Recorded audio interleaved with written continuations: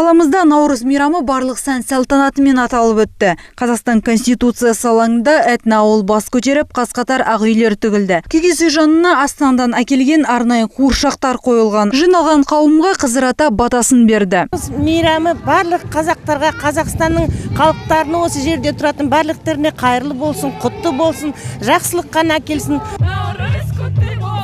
Бұл күн алаңда ең дәмді наурыз көжеде анықталды. Жалпы 500 литр наурыз көже дайындалып, қала тұрғындарына ұсынды. Наурыз мерекесін әнмен күйсіз елестету мүмкін емес. Қасиетті домбыра шанағында ойнаушылар қазақтың ұлттық күйлерін шырқады. 300-ден астам адам Қарашорға биін орындап, мерекелік көңіл күй сыйлады.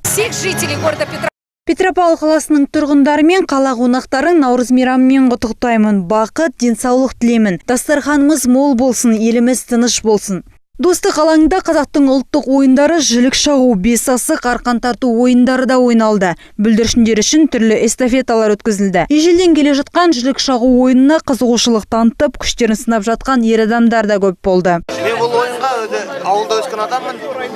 Әке-шешеміз соғымнан кейін осылай ас береді. Сол кеңшілердің арасында үйренген ұлтымыз.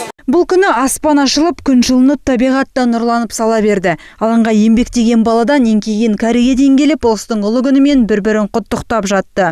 Аспанымыз ашық болсын, құт береке келсін, наурыз мол болсын, аспанымыз ашық болсын, Назарбайымыз денсаулығы мықты болсын. Мейірімін шашқан көктемнің бұл күнін көпшілік берекенің бастауы десіп жатты. Күн мен түн теңеліп, адамдардың аузы аққа, малдардың аузы көкке тиіп, жер дүниенің жаңа күйге енген осынау әз наурыз мейрамы баршамызға құтты болсын.